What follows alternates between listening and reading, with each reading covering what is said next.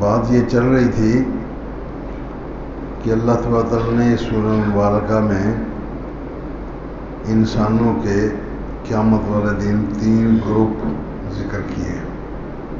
ایک وہ گروپ جو اللہ تبارک تعالیٰ کے قریب تر لوگ ہوں گے، ان کے لیے کوئی حساب کتاب نہیں.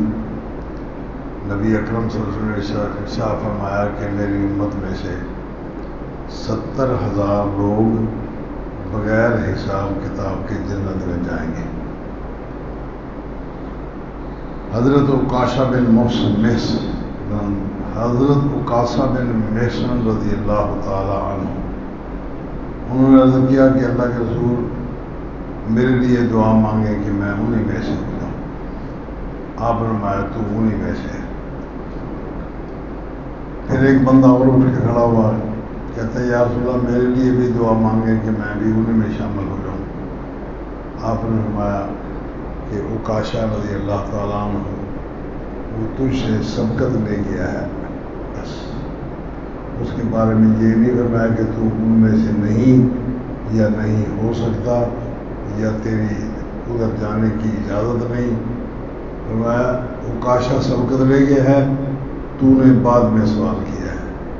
اب بعد میں سوال کرنے کے بعد یہ پتہ نہیں چل سکا، نہ وضاحت ہوئی ہے کہ تو ان میں ہے یا تو ان میں نہیں ہے. بہرحال عکاشہ سبقت لے گئے. پھر آگے ارشاد فرمایا کہ ان 70,000 لوگوں میں جو بغیر حساب کے جائیں گے، ہر ایک بندے کے ساتھ 70,000 بندہ جنت میں بغیر حساب کے جائے گا.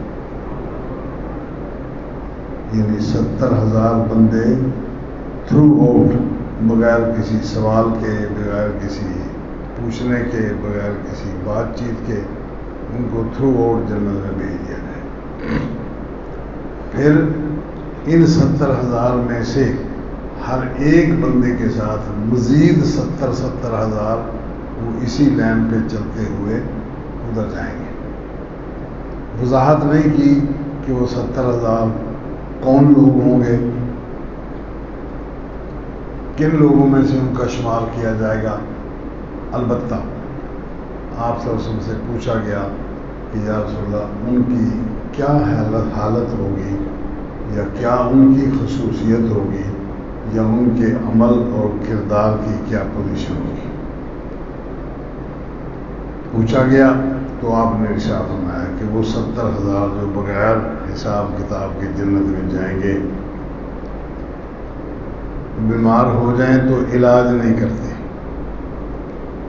دکھ آ جائے تو اس کی پریشانی کو دور کرنے کی کوشش، تگ و دو، محنت، مشقت نہیں کرتے.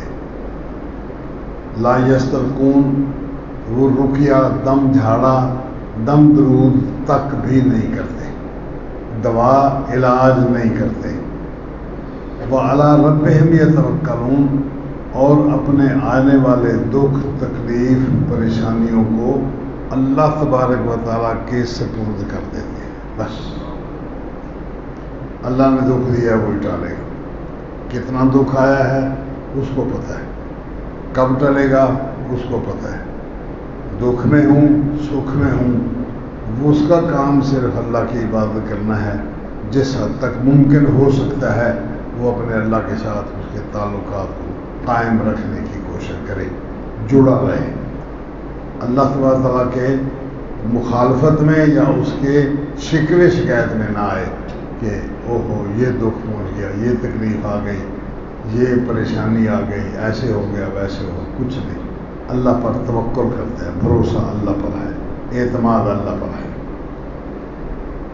دکھ ہے تو اللہ کے سامنے، سکھ ہے تو اللہ کے سامنے. کسی بندے سے کوئی غرض نہیں، کسی بندے سے کوئی معاملت نہیں، کسی بندے سے کوئی تعلق نہیں. اس کا تعلق صرف اللہ تعالیٰ سے ہے. نمازیں ہیں، ذکر اذکار ہے، روزہ ہے، صدقہ خیرات ہے، اللہ کو راضی کرنے کا ہر وہ کام جو اللہ کو راضی کرنے کا ذریعہ بن سکنا ممکن ہے. یہی ان کا طرز عمل ہے. حضرت ایوب علیہ السلام کو دکھ پہنچا، تکلیف آئی. اللہ تعالیٰ کے سامنے درخواست کرتے ہیں رب انی مسنی الضر وانت ارحم الراحمین. اللہ مجھ کو تکلیف پہنچی ہے، ضرر پہنچا ہے، اور تو سب رحمتیں کرنے والوں میں سب سے بڑا رحیم ہے. ماں باپ بھی رحمت کرتے ہیں، بھائی بہن بھی رحمت کرتے ہیں، ڈاکٹر بھی شفقت کر دیتا ہے، دوست احباب بھی رحمت کرتے ہیں، شفقت کرتے ہیں، معاونت کرتے ہیں اس کے ساتھ. لیکن وہ کہتے ہیں تو سب سے زیادہ رحمت کرنے والوں میں سب سے زیادہ، بس مجھ کو تکلیف پہنچی. حضرت یونس علیہ السلام کو مچھلی کے پیٹ میں پہنچنے کے بعد جب احساس ہوا کہ میں کیا کر بیٹھا، تو اپنے اللہ سے درخواست کی لا الہ الا انت. پہلے لا الہ الا انت کا کہ اللہ تیرے سوا کوئی معبود نہیں.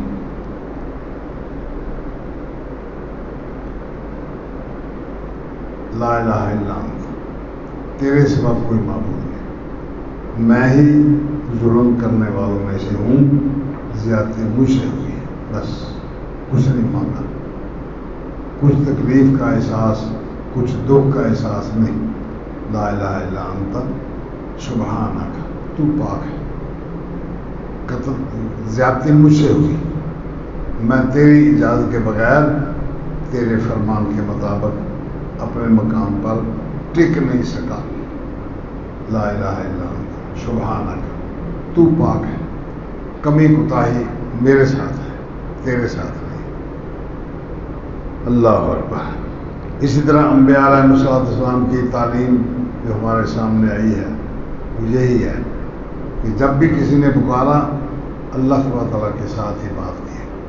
حضرت یعقوب علیہ السلام کو دکھ پہنچا، بیٹا عرصہ تک آنکھوں سے دور رہا، غم کے مارے رو رو کے آنکھیں ضائع ہو گئی، تو کہتے کہ ہیں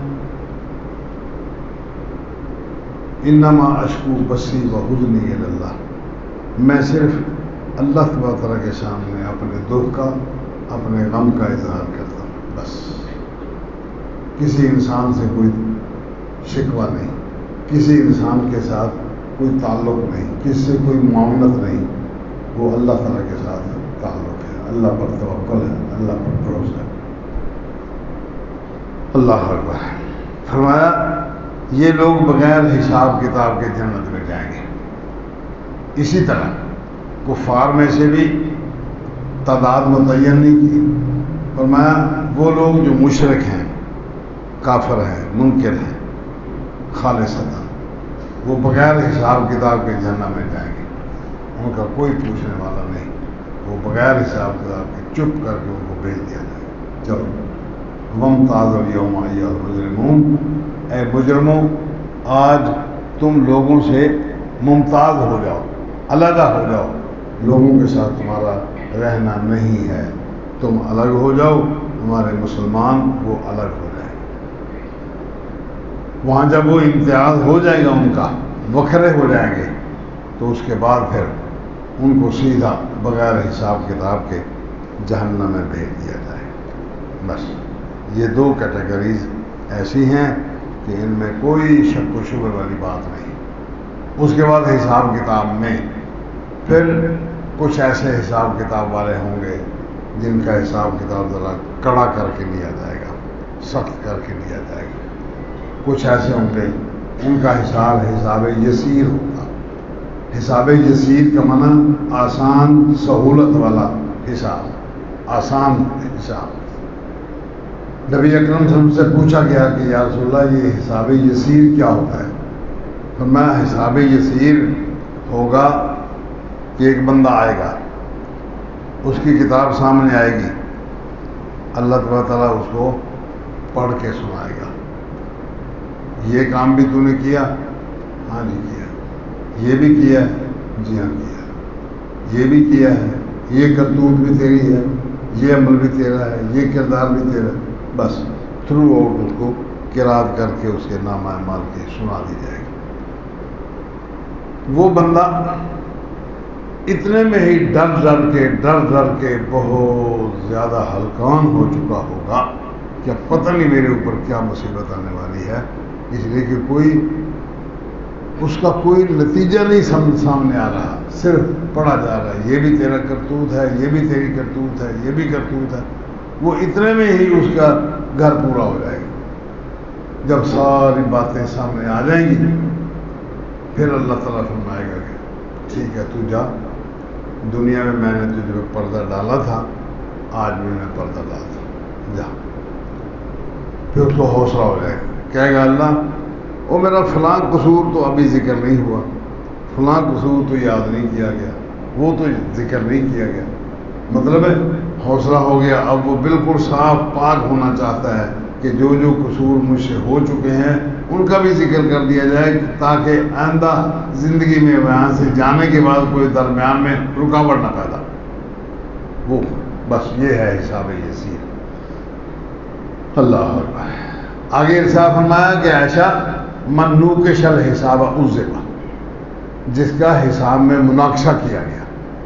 مناقشہ کا مطلب سوال کیا گیا، یہ کام کیا ہے، جی ہاں کیا ہے، کیوں کیا ہے، یہ کیوں کا لفظ ہے، وہ ہارا گا، وہ مارا گا۔ کیا جواب دے گا مطلب؟ نماز نہیں پڑھی، نہیں پڑھی، کیوں؟ جواب پڑھی، کیا جواب دے سکتا ہے؟ روزہ رکھا ہے، نہیں رکھا، کیوں نہیں رکھا؟ اس کا کیا جواب ہے؟ کام زیادہ تھا، تکلیف زیادہ تھی، یا محنت مشقت زیادہ تھی؟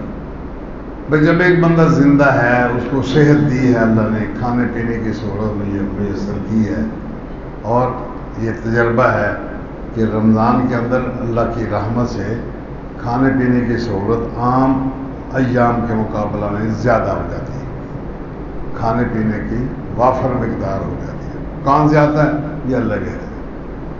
اس بندے کو وہ ساری نعمتیں، ساری آسانیاں، ساری سہولتیں یاد آ جائیں گی، پھر اللہ پوچھے گا یہ تو نے کیوں نہیں کیا؟ اس کا کیا جواب ہے؟ چوری کی ہے؟ ہاں جی کی ہے۔ کیوں کی ہے؟ کیا جواب ہے؟ بندے کو سارے لوازمات اس کو پتہ ہے، اس وقت ساری چیزیں سامنے آ جائیں گی، سب کچھ نظروں میں ہوگا، لیکن جواب کوئی نہیں۔ من نوقش الحساب عذب، جس کے حساب میں مناقشہ ہوا، سوال ہوا، جواب دینے کی کوشش کی گئی، بس وہ مارا گیا۔ کچھ لوگ ایسے ہوں گے جو بالکل ہی مکر جائیں گے، ما کننا مشرکین، ہم مشرک تھے ہی نہیں۔ فرمایا الیوم نختم علی افواہہم، اب ہم ان کے زبان پر مہر لگا دیں، منہ بند سی دیا گیا، بول نہیں سکتے۔ الیوم نختم علی افواہہم، منہ پر مہر لگا دی۔ وتکلمنا ایدیہم وتشہد ارجلہم بما کانوا یکسبون، ہمارے ساتھ ان کے ہاتھ، ان کے پاؤں گواہی دیں گے، بول بول کے کہیں گے کہ ہمیں یہ اس مقصد کے لیے استعمال کرتا رہے، غلط کاری کے لیے استعمال کرتا رہے، چوری چکاری کے لیے استعمال کرتا رہے، یہ کسی کی جیب سے غلط طریقے سے پیسہ نکالنے کے لیے ہمیں استعمال کرتا رہے، ہمارے ہاتھوں، ہمارے ذریعے سے یہ نکالتا رہے، ہمارے ساتھ چل چل کے یہ فلاں جگہ جاتا رہے، وہ بول بول کر کہیں۔ اب بتا بچوں یہ کیا ہے؟ کیا جواب ہے اس کو؟ جب یہ سوال آ گیا کہ یہ کیا ہے اور کیوں کیا، منو کے شر حسابہ عذب، مارا گیا، ہلاکا، تباہ ہو گیا، اس کا کوئی جواب نہیں۔ تیسرے نمبر پر وہ لوگ ہوں گے جن کی کچھ نیکیاں بھی ہوں گی، کچھ برائیاں بھی ہوں گی، وہاں پھر مجموعی طور پر نمبر لگائے جائیں گے، اس کی اتنے، نماز کی اتنے نمبر ہیں، روزے کے اتنے نمبر ہیں، سچ کے اتنے نمبر ہیں، یہ سارے نمبر کاؤنٹ کر کے بیلنس کر دیا جائے گا۔ اگر بیلنس نیکی کی طرف بڑھ گیا تو باقی ساری باتیں ختم ہو گئی، اور اگر بیلنس برائی کی طرف بڑھ گیا تو پھر اللہ تعالیٰ جب تک چاہے گا ان کو وہ جہنم میں رکھے گا۔ کلما نضجت جلودہم بدلناہم جلودا آخر، جیسے جیسے ان کے اوپر سے چمڑے جلتے رہیں گے ہم ان کے نیچے سے چمڑے اور بدلتے رہیں گے. یہ مجرموں کا یہ حال ہوگا کہ ان کے چمڑے نیچے سے اور چمڑا پیدا ہوتا رہے گا جب تک اور چمڑا پیدا ہو کے پھر اور پیدا ہوگا، پھر اور پیدا ہوگا. وہ 2 دفعہ پیدا ہو جائے نیچے سے، 4 دفعہ پیدا ہو جائے، 10 دفعہ پیدا ہو جائے، جب تک وہ گند خرابی اندر سے نہیں نکلے گی. رشوتیں کھا کھا کر جو خون پیدا ہوا ہے، حرام کھا کر، سود کھا کھا کے، سود دے دے کے، سود لے لے کے جو اس کے اندر ہڈیاں بن چکی ہیں، ان ہڈیوں کا گودا بن چکا ہے، وہ جب تک باہر نہیں نکلے گا انسانی جسم اس وقت تک جنت میں نہیں جا سکے گا جب تک وہ دنیا میں یا تو توبہ کر لے، توبہ کر کے اپنے آپ کو پاک صاف بنا لے. ورنہ جنت میں جانے کے لیے شرط ہے کہ بندے کے اندر کوئی شے باقی نہ رہے. نبی اکرم صلی اللہ علیہ وسلم نے ایک دفعہ مسجد میں بیٹھے تھے، صحابہ کرام میں بیٹھے،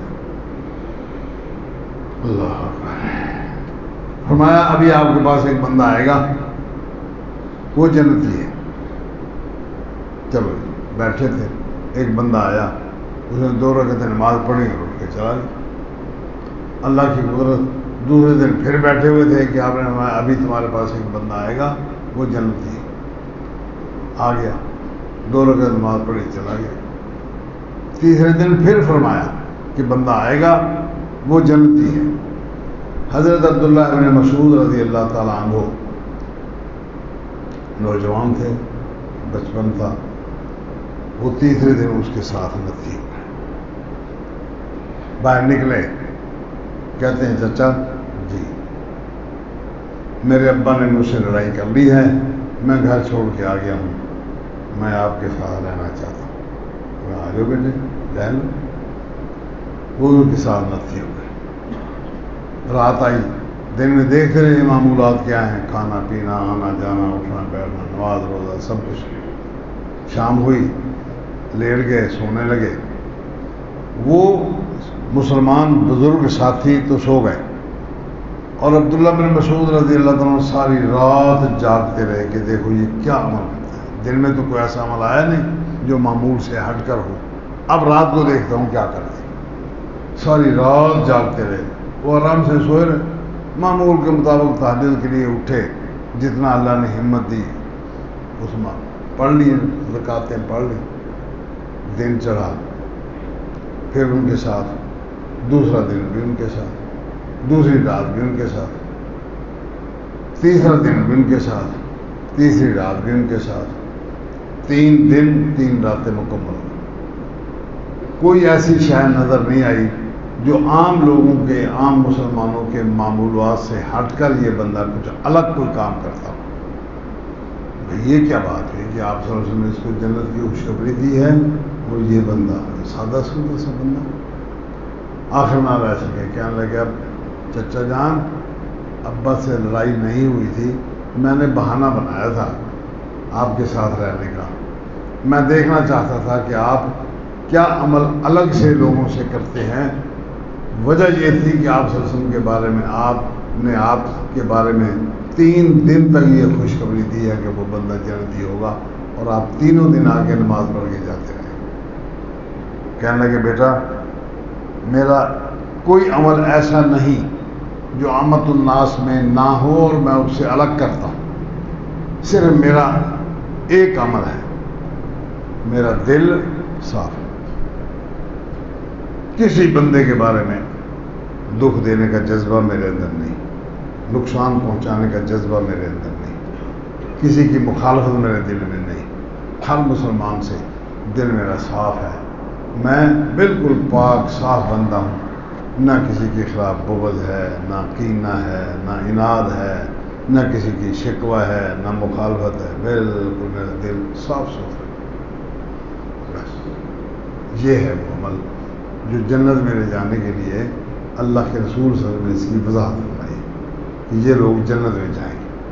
اب دیکھیں یہ کتنا بڑا عمل ہے، کتنا چھوٹا عمل ہے. ہر بندہ اپنے اپنے حالات سے جائزہ لے لے کہ وہ کتنا بڑا عمل ہے، کیا یہ عمل کرنے کے بعد کوئی بندہ دنیا میں زندہ رہ سکتا ہے یا اس کے لیے دنیا تنگ ہو جاتی ہے یا اس کے لیے دنیا وسیع ہو جاتی ہے، وہ خوش ہو جاتا ہے اور اس کی ٹینشن فری زندگی ہوتی ہے۔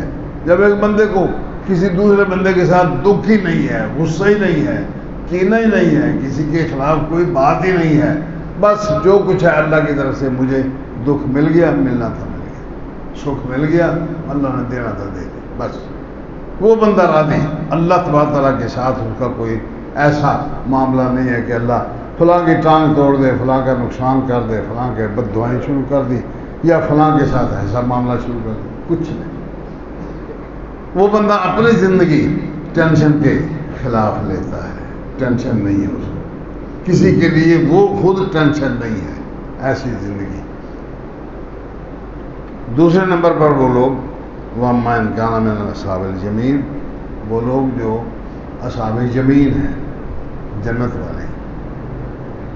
ایک حدیث میں نبی اکرم صلی اللہ علیہ وسلم نے فرمایا، حضرت ابو ہریرہ رضی اللہ عنہ فرماتے ہیں کہ بندہ جب مر جاتا ہے تو مر جانے کے بعد اس کی روح کو فرشتہ اٹھا کے آسمان کی طرف لے جاتا ہے۔ پہلے آسمان پر پہنچ کر دروازہ کھٹکھٹایا جاتا ہے، دروازہ پوچھتا ہے کون؟ کہ نہیں، ہاں میں فلاں ہوں، کیا لینا ہے، کیا دینا ہے؟ جی فلاں بندے کو لے کے آیا ہوں، اس کی روح کو لے کر آیا۔ آگے سے جواب ملتا ہے۔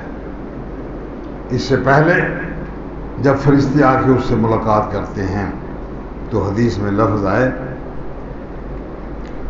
اگر وہ بندہ صالح ہے تو پھر وہ فرشتے آ کر اس کو کہتے ہیں، اخرجی ایتھا النفس الطیبہ، اے پاکیزہ نفس نکل آؤ، اب اس بندے کی جان چھوڑ دو، نکل آؤ۔ اچھا،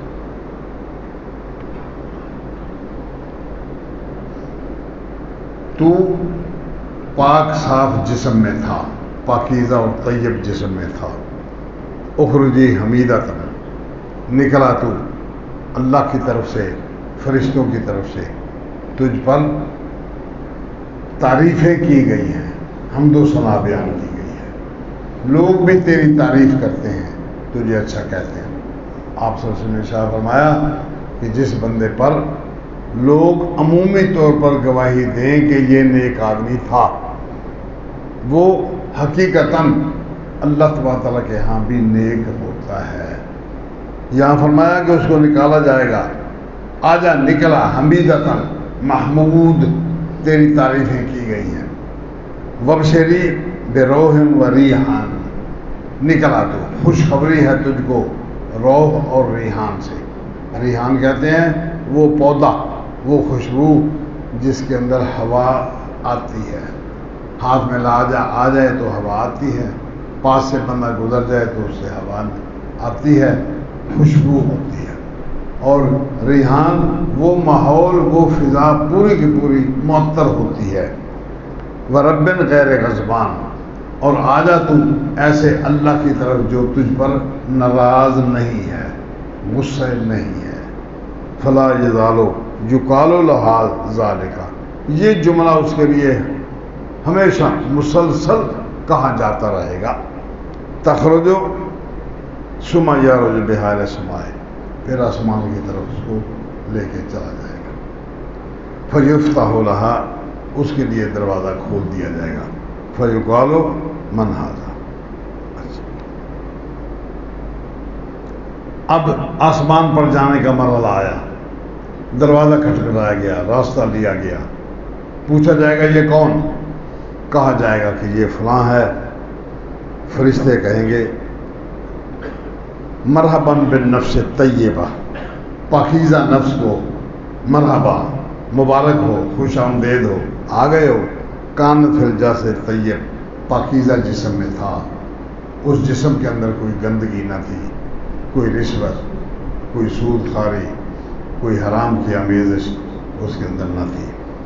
ادخلی حمیدتاً وبشری بروح و ریحان، یہ آسمان پر اس کے لیے الفاظ بولے جا رہے ہیں جو قرآن مجید نے یہاں ذکر کیے۔ کہ خوش ہو جا ریح اور ریحان کے ساتھ، تجھے ماحول ایسا ملے گا جس ماحول میں بہت خوشبوئیں، بہت ہی اچھا ماحول ہوگا، اور ہوا چاروں طرف سے ہوا کے جھونکے آتے رہیں گے۔ ورب غیر غضبان، اور ایسا رب تجھے ملے گا جو رب تجھ پر ناراض نہیں ہوگا۔ فلا یزال یقال لہا ذالک، یہی بات اس کو ہمیشہ کہی جاتی رہے گی، حتیٰ ینتہی بہا الی السماء، حتیٰ کہ اس کو آسمان پر لے جایا جائے گا، التی فیہا اللہ عز و جل، اس آسمان تک لے جایا جائے گا جہاں اللہ تبارک و تعالیٰ ساتویں آسمان پر اس کا وہاں ملجا و ماوا ہے، وہاں وہ رہائش اس کی اللہ کی وہاں ہے جہاں اللہ تبارک و تعالیٰ ہے۔ اللہ اکبر، یہ اس کا حال ہوگا جو بندہ نیک پاک ہے۔ میں نے عرض کیا نا کہ جنت میں جانے والا وہ روح وہ بالکل پاک صاف ہوگا۔ حضرت آدم علیہ السلام کو جنت میں رکھا گیا، پاک صاف تھی۔ اللہ تعالیٰ نے فرمایا اس درخت کے پاس نہیں جانا۔ قرآن مجید نے فرمایا فَأَزَلَّهُمَ الشَّيْطَانُ عَنْهَا، شیطان نے ان کو ذلہ کرا دیا۔ شیطان نے اما حوا کو اور آدم علیہ السلام کو ذلہ کرا دیا۔ ذلہ کیا ہوتا ہے؟ ذلہ ہوتا ہے کہ بندہ گھر سے نکلا، گلی میں آیا، دیکھا گلی میں پانی ہے، کیچڑ ہے، راستہ کوئی نہیں، وہ ادھر دیکھتا ہے ادھر دیکھتا ہے، چاروں طرف دیکھ کے ایک جگہ کا انتخاب کرتا ہے کہ یہاں سے میں آرام سے نکل جاؤں گا۔ اس نے وہاں جا کے ایک پاؤں اٹھایا اور آرام سے اس نے زمین پر رکھا۔ وہ سمجھتا ہے کہ اس کے نیچے پکی جگہ ہے، میرا پاؤں ٹک جائے گا، لیکن اللہ کی قدرت، جب اس نے وہاں پاؤں رکھا تو پاؤں رکھنے کے بعد جب دوسرا پاؤں اٹھا کے اس پہ بوجھ آیا تو نیچے سے پھسل گیا۔ اب اس کا اس پھسلن میں کوئی اپنا ذاتی اختیار نہیں۔ وہ سمجھتا تھا کہ میں یہاں سے آرام سے نکل جاؤں گا، لیکن اللہ کی قدرت وہ آرام سے نکل نہیں پایا۔ یہ ہے ذلہ۔ کپڑے خراب ہو گئے، گھر گیا مار پڑی اور بے عزتی بھی ہو گئی، دیکھنے والوں نے دیکھا ہنس پڑے، بظاہر بے عزتی ہو گئی، لیکن اس میں اس کا اپنا قصور کوئی نہیں۔ قصور نہ ہونے کے باوجود جب وہ بندہ گر پڑا تو وہ نتائج تو نکلیں گے جو اس گرنے کے بعد اس کے لیے تھے۔ کپڑے تو خراب ہوں گے، اس کی بے عزتی تو ہوگی، پگڑی تو گرے گی، گھر جا کے وہ مار بھی پڑے گی۔ روز کپڑے خراب کر کے آ جاتے ہو، اتنی بات ہی کافی ہے، بس یہ انداز۔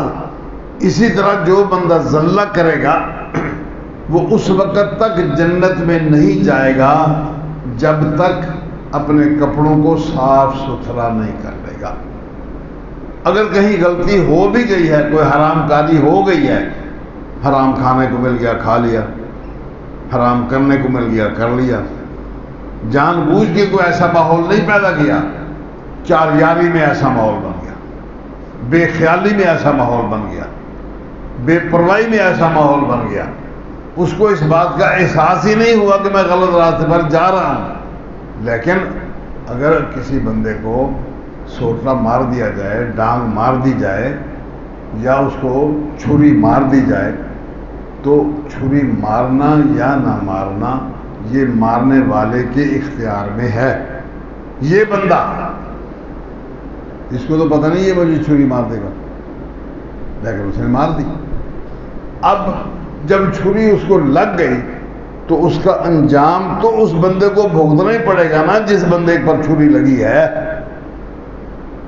اس کے خیال میں چھری لگنا اس کو توقع نہیں تھی، لیکن وہ لگ گئی، دشمن نے اس کے ساتھ زیادتی کر لی، اس کی بے خیالی میں کر لی۔ اب جب اس کو زخم آ گیا، اس کی بازو ٹوٹ گیا، اس کی جسم چر گیا یا اس کا گوشت پھٹ گیا، تو یہ نتیجہ تو اس کو بھگتنا پڑے گا نا۔ یہ الگ بات ہے، اس کے بعد اللہ تعالیٰ کے ہاں اس کا کیا نتیجہ نکلتا ہے، لیکن جو کچھ ہو گیا ہے اس کی سزا تو اس کو مل گئی۔ ایک بندہ بے خیالی میں پسی ہوئی مرچوں کو چمچ بھر کے منہ میں ڈالے، ٹھیک ہے، اس کو پتہ نہیں چل سکا. لیکن پتہ نہ چلنے کے بعد اب مرچیں تو اپنا کام کریں گی نا, مرچوں کو تو اپنا کام کرنا ہے, اس کا نتیجہ اس کے سامنے اس کو بھگتنا پڑے گا. ایک بندہ بے خیالی میں گناہ کر لیتا ہے تو اللہ تعالیٰ کے ہاں یا تو وہ وہاں پہنچنے سے پہلے دنیا میں اپنے ہوش و حواس میں وہ بے وقوفوں کی طرف نہ چلتا پھرتا رہے, پاگلوں کی طرح زندگی بسر نہ کرے, عقل و شعور کے ساتھ وہ محسوس کرے کہ میں مسلمان ہوں, اللہ تبارک تعالیٰ میرا خالق ہے, مالک ہے, مجھے اس نے نعمتیں دی ہیں, آج میں اللہ کی نافرمانی کر چکا ہوں, کر رہا ہوں, اس کو رکنا چاہیے, پھر اس کو معافی مانگنی چاہیے. لیکن اگر وہ پاک صاف نہیں ہوتا, معافی نہیں مانگتا, بی بی عائشہ رضی اللہ تعالیٰ عنہ کو نبی اکرم صلی اللہ علیہ وسلم نے ایک مسئلہ سمجھایا. فرمایا عائشہ, جو بندہ گناہ کر لیتا ہے اور گناہ میں ملوث ہو جاتا ہے, آپ صلی اللہ علیہ وسلم نے اس کو جان بوجھ کے ملوث ہونے کا اشارہ نہیں کیا, کہ جو بندہ ملوث ہو جاتا ہے پھر وہ ندامت اس کے دل میں آ جاتی ہے, پھر وہ اللہ سے معافی مانگ لیتا ہے. تو اللہ تبارک اچھا جب وہ بندہ اپنے گناہ کا اعتراف کر لیتا ہے, ندامت کا احساس کر لیتا ہے, پھر وہ اللہ تعالیٰ معافی مانگتا ہے تو اللہ اس کو معاف کر دیتا ہے. آسانی اتنی ہے کہ ادھر گناہ کر لیا, احساس ہو گیا, احساس ہونے کے بعد پھر اس سے توبہ کر لی, بس یہی کافی ہے اس گناہ کو ختم. ہاں قیامت والے دن یہ گناہ کیا ہوا اس کے اوپر لکیر لگا دی گئی, مٹا دیا گیا, لیکن وہ اس کے سامنے آئے گا ضرور, وہ دیکھے گا ضرور کہ یہ گناہ مجھ سے ہوا ہے. حساب نہیں ہے. دیکھیں یہ کاغذ ہے, میں نے اس کے نیچے کاربن پیپر رکھ لیا, نیچے دوسرا کاغذ رکھ لیا, اوپر میں پینسل سے اس کے اوپر لکھ رہا ہوں. لکھتے لکھتے پہلے بسم اللہ لکھ لی, پھر السلام علیکم لکھ لیا, خیر خیریت لکھ لی, آگے چلتے چلتے فلاں کام ایسا فلاں, درمیان میں ایک لفظ بے خیالی میں نکل گیا, لکھا گیا, اس کو پھر مٹا دیا گیا, یہ غلط. اب پڑھنے والا پڑھتا ہے کہ یہ غلط ہے, یہاں یہ جوڑ نہیں بنتا تھا, جس رخ پر یہ بندہ چل رہا تھا اس طریقے پر یہ عبارت یہاں موزون نہ تھی, یہ عبارت یہاں نہیں ہونی چاہیے تھی. اس نے بھی محسوس کر دیا کہ یہاں بندے غلطی ہو, لیکن وہ سامنے تو آ گئی نا, پڑھنے والے کے سامنے تو غلطی آ گئی نا. قیامت میں جو بندہ غلطی کر جاتا ہے پھر وہ معافی مانگ لیتا ہے, اس کو معاف کر دیا جاتا ہے, لیکن وہ بات سامنے تو آ گئی نا کہ یہ کچھ ہوا ہے.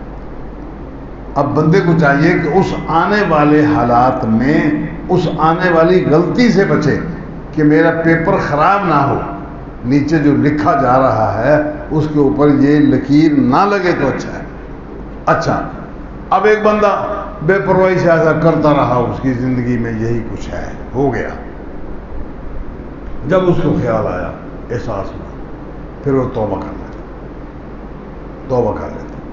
نبی صلی اللہ علیہ وسلم نے فرمایا اللہ التوبہ تو تہدم ما کان قبلہ, توبہ تہدم ہدم کر دیتا ہے. ہدم کسے کہتے ہیں؟ گرا دیتا ہے, ختم کر دیتا ہے جو کچھ پہلے وہ کر چکا ہے, جو کچھ پہلے کر چکا ہے.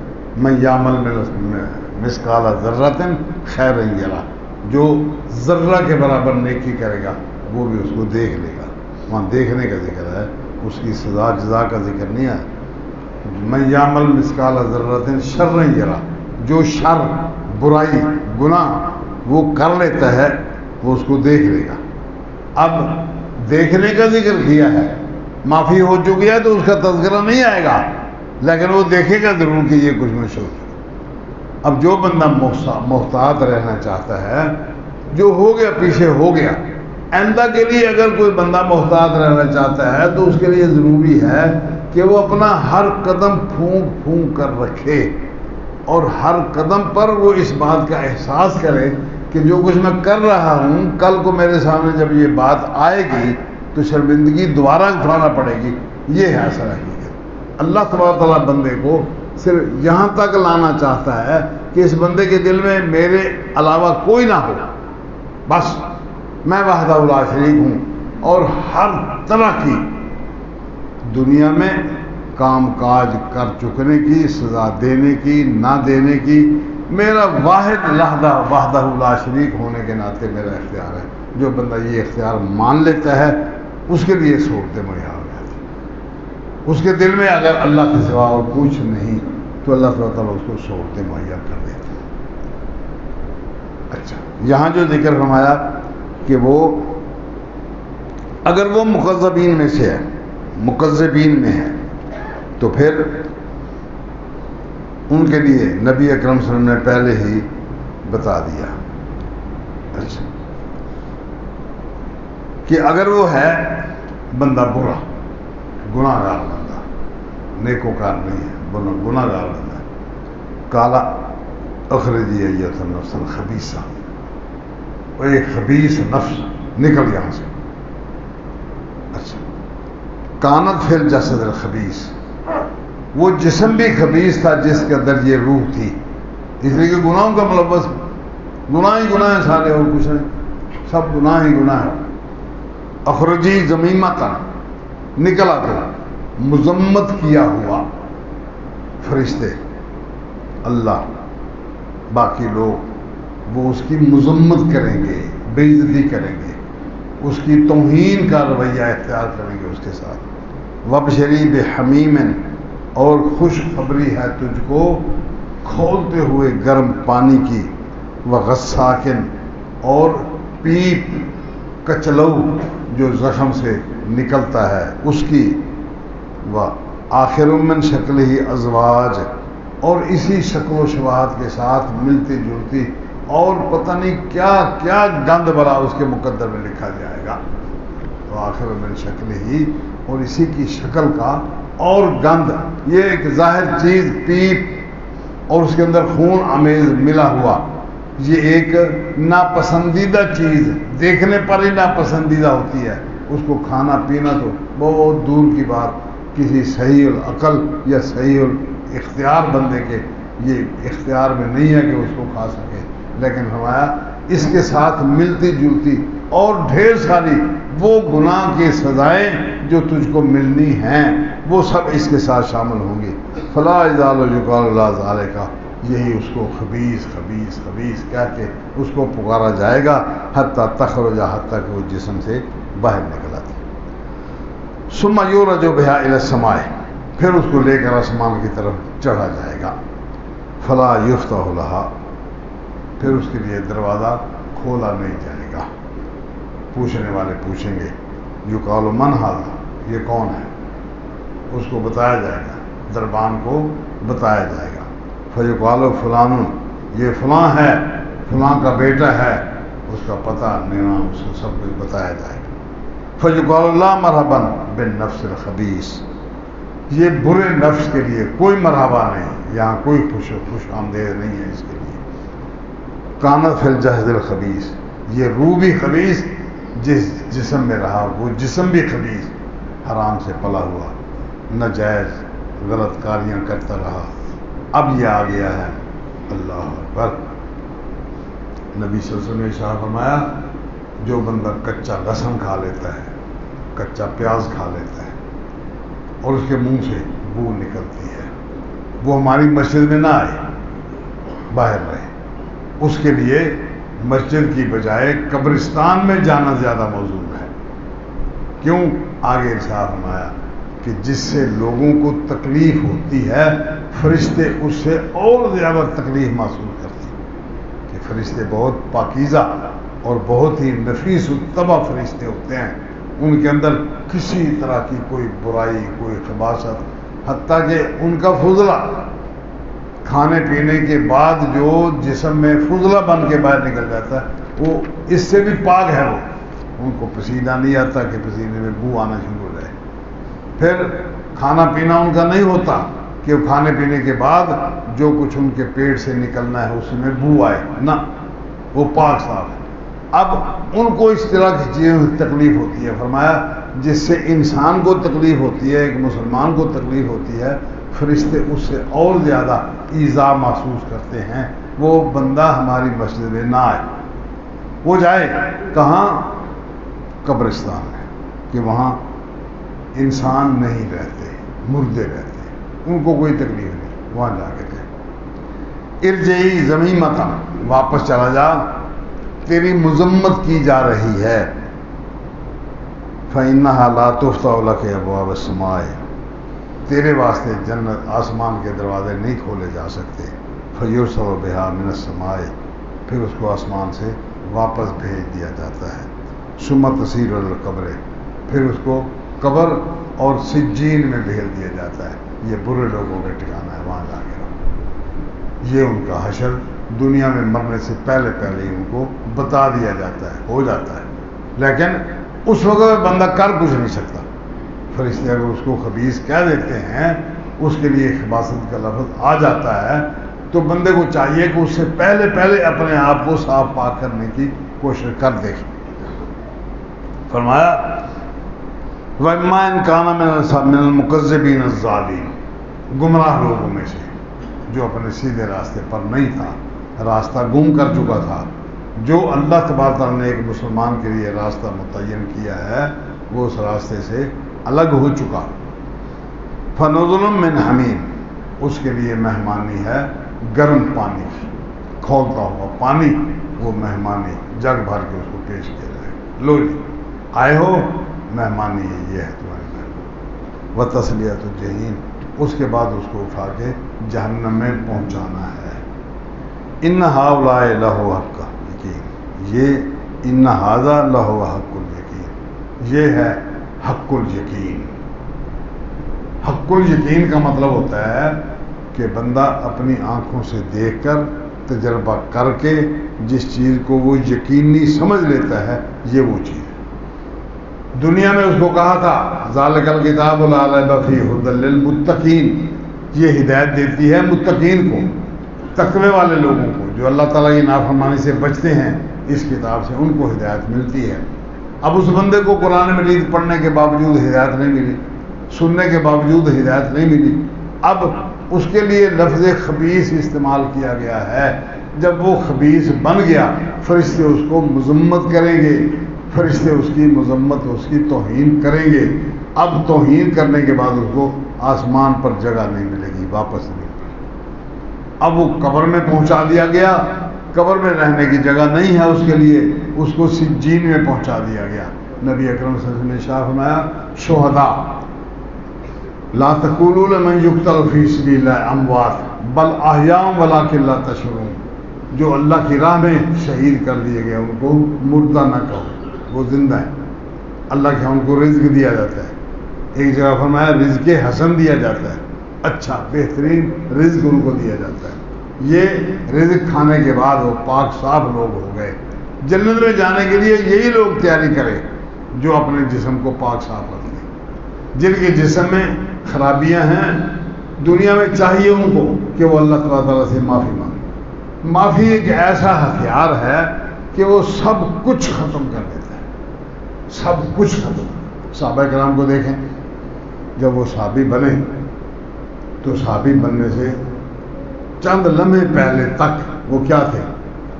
جو کچھ اس وقت جہالت کے معاشرے میں برائی تھی وہ ان کے اندر تھی۔ شرک بھی سب سے بڑا، شرک بھی، زنا بھی، بہت کم لوگ اس سے بچے، ورنہ چونکہ کوئی پوچھنے والا نہیں، کوئی اس پر پابندی لگانے والا نہیں، کوئی اس کو اس بات پر بے عزت کرنے والا نہیں، کوئی اس کو کچھ کہنے والا نہیں، شتر بے مہار جانوروں کی طرح، ڈنگر ڈھولوں کی طرح زندگی تھی۔ وہ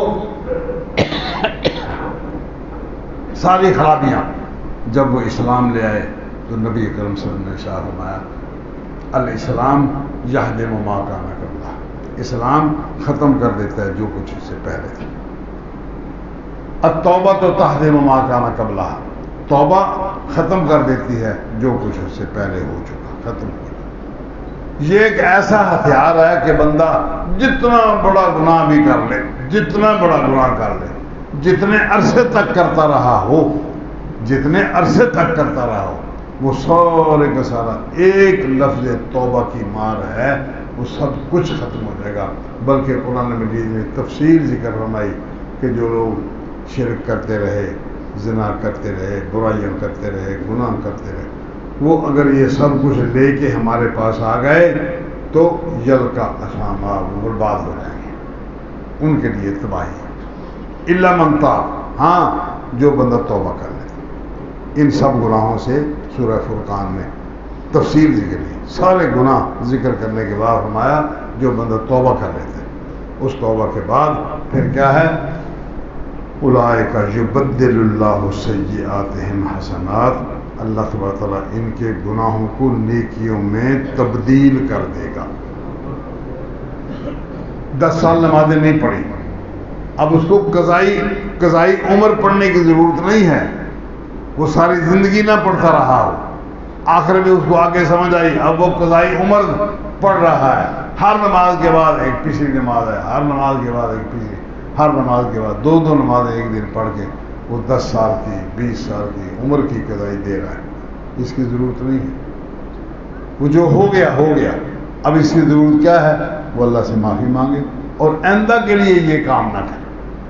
جس کو وہ برائی سمجھتا ہے، جس کو وہ برائی کہتا ہے، جس کو اسلام نے برائی کہا، جس کو اللہ کے رسول نے برائی کہا، آج کے بعد وہ یہ کام ہے. بس یہ ہے آسان ترین حل. ہر روز پچھلی نمازیں پڑھنے کی ضرورت نہیں، نہ اللہ کے رسول صلی اللہ علیہ وسلم نے یہ صاف فرمایا، نہ کبھی کسی صحابی کو یہ حکم دیا، نہ کبھی خود آپ نے پڑھا، نہ قضائی عمری کا کوئی تصور ہے اسلام میں. اسلام میں صرف یہ ہے کہ التوبۃ تہدم ما کان قبلہ، جو کچھ پہلے تھا توبہ اس کو ختم کر دیتی. فرمایا وتصلیۃ الجحیم، اس کے بعد اس کو جہنم میں پہنچانا ہے. ان ھذا لہو حق الیقین، یہ حق الیقین ہے. آنکھوں سے دیکھ کر جو بندہ کسی بات کو سچا سمجھ کر یقین کر لے. فسبح بسم ربک العظیم، تو اپنے رب عظیم کی تسبیح بیان کر سبحان اللہ کہتا رہے. نبی صلی اللہ علیہ وسلم نے ارشاد فرمایا کہ سبحان اللہ، الحمدللہ، اللہ اکبر اور لا الہ الا اللہ، یہ 4 کلمے. فرمایا یہ 4 کلمے مجھے اس ساری دنیا سے زیادہ پسند ہے. اگر مجھے ایک طرف اللہ تبارک تعالیٰ یہ پوری کائنات، یہ زمین، یہ مربع، یہ دکانیں، یہ کارخانے، یہ کان کے اندر چھپا ہوا سونا، چاندی، کوئلہ اور ہر شے دنیا کی، وہ میرے نام لکھ دے کہ یہ محمد کریم صلی اللہ علیہ وسلم کو دیتے ہیں، آپ نے ارشاد فرمایا کہ میں سب کچھ کو چھوڑ دوں گا، اس کے بدلے میں 4 کلمات ادا کروں. سبحان اللہ، الحمدللہ، لا الہ الا اللہ، اللہ اکبر. یہ 4 کلمات ساری دنیا کے مقابلے میں مجھے زیادہ پسند. اسی طرح آپ نے فرمایا فجر کے 2 سنتیں، وہ اگر کوئی بندہ مجھے اختیار دے دے کہ ایک طرف سے یہ ساری دنیا تجھے دیتے ہیں، دوسرے بالمقابل تو یہ 2 سنتیں، پہلی 2 سنتیں ان کو چھوڑ دے، یہ نہ پڑھا کر. اور میں یہ 2 سنتیں نہیں چھوڑ سکتا، ساری دنیا چھوڑ سکتا. اتنا عظمت کی یہ اعمال ہیں. بظاہر ہم سمجھتے ہیں ان کو کوئی چھوٹے چھوٹے اعمال، کیا یہ مولا جی مسجد میں تصویر لے کر بیٹھ گئے. بھائی تسبیح کا پتہ چلے گا اس وقت جب اللہ تعالیٰ کے سامنے اس کے نتائج آئیں گے کہ ایک بندہ ساری دنیا اللہ کے نام پر خرچ کر دے، اس کو جتنا ثواب ملے گا. یہ 4 کلمات ادا کر لیں. پھر آپ نے فرمایا اس میں کوئی فرق نہیں، سبحان اللہ، الحمدللہ، لا الہ الا اللہ، واللہ اکبر، واللہ اکبر، سبحان اللہ، واللہ اکبر، سبحان اللہ، لا الہ الا اللہ اور اللہ اکبر. یا اس کو الٹ کر لیں، سیدھا سیدھا پڑھ لیں، اسی ترتیب کو ملحوظ رکھیں، کوئی اور ترتیب بنا لیں، درمیان سے ایک کملہ نکال کے پہلے لے آئیں، پہلے والے کو آخر میں لے جائیں، آخر والے کو درمیان میں لے آئیں، درمیان والے کو پھر اس سے پیچھے. کوئی فرق نہیں اس کے اندر. یہ 4 کلمات ادا کرنے ہیں اور بس. پوری دنیا مل جائے اس کے بالمقابل اللہ تعالیٰ توفیق دے دے یہ کام کرنے کی، تو اللہ کی توفیق یہ جو ہے نا، مجھے یہ پسند ہے، دنیا پسند نہیں ہے. دنیا چند دن کے لیے ہے، ختم ہو جائے گی. یہ ابد الآباد کے لیے ہیں، ہمیشہ رہنے والے ہیں. فسبح بسم ربک العظیم، اپنے رب عظیم کی تسبیح بیان کر۔ اللہ تعالی ہمیں نیکی کی توفیق عنایت فرمائے، اس پر جرأت عنایت کرے کہ ہم اس پر پورا عمل کر سکیں۔ اقول قولی ھذا وآخر دعوانا